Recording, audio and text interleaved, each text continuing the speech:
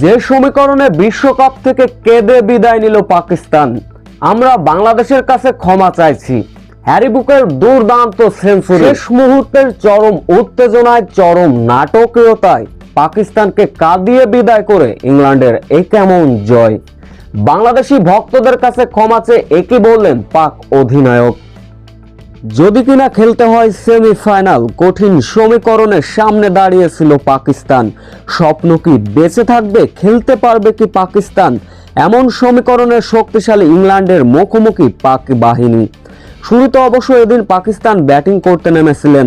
সাহেবজাদা ফারহান ছাড়া তেমন আশাস্বরূপ কেউই রান করতে পারলেন না। তবে দ্রুত 50 দেখা পেয়েছিলেন ফারহান। তার ব্যক্তিগত 45 বলে 63 রানের ইনিংসে ভর করে নির্ধারিত 20 ওভার আর 9 উইকেট হারিয়ে ইংল্যান্ডকে 165 রানের লক্ষ্যমাত্রা ছুড়ে দিয়েছিল পাকিস্তান। এই লক্ষ্য তাড়া করতে নেমে শুরুর প্রথম ওভারেই ধাক্কা এনে দিলেন শাহিন আফ্রিদি। ফিল সল্টকে ব্যক্তিগত 0 রানে তিনি অবশ্য সাজঘরে পাঠিয়েছিলেন। এর পরবর্তীতে আবারও আঘাত আনলেন সেই শাহিন আফ্রিদি। এবার ফিরিয়েছিলেন জস বাটলারকে। মূলত শাহিন আফ্রিদির গতির সামনে 35 রানে 3 উইকেট হারিয়েছিল ইংল্যান্ড। এরপর ইংল্যান্ডের দলীয় রান যখন 58, তখনই টম ব্যাটনকে ফিরিয়েছিলেন উসমান তারেক। এরপরে অবশ্য মিডল অর্ডার ব্যাটার সাম কারনকে নিয়ে হ্যারি বুক দুর্দান্ত এক 50 তুলে নিলেন। মাত্র 28 বলে এই মাইলফলক স্পর্শ করেছিলেন ইংল্যান্ড দলপতি। এরপরে ইংল্যান্ডের দলীয় রান যখন ছিল 11.5 বলে 103, দুর্দান্ত খেলা সাম কারনকে ফিরিয়েছিলেন আবারও সেই উসমান তারেক। তবে 5 উইকেট হারানো দলটা 50-র পরও থেমে থাকেননি হ্যারি বুক। রীতিমতো পাক বোলারদের শাসিয়েছিলেন উইলো জ্যাককে সঙ্গে নিয়ে। হ্যারি বুক ক্রমশ এগিয়ে যাচ্ছিলেন সেঞ্চুরির পথে। এরপর হ্যারি বুক মাত্র 50 বলে সেঞ্চুরির দেখা পান। সেঞ্চুরির পর ইনিংসটা বড় করতে পারেননি, ফিরেছিলেন সাজঘরে।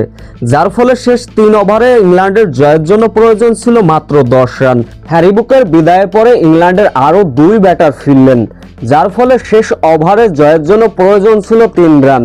কিন্তু শাহিন আফ্রিদির বলে 4 মেরে জয়টা ছিনিয়ে আনলেন আরশাদ জোপড়া। এদিকেই হারের ফলে যে সমীকরণে বিশ্বকাপ থেকে বিদায় নিল পাকিস্তান।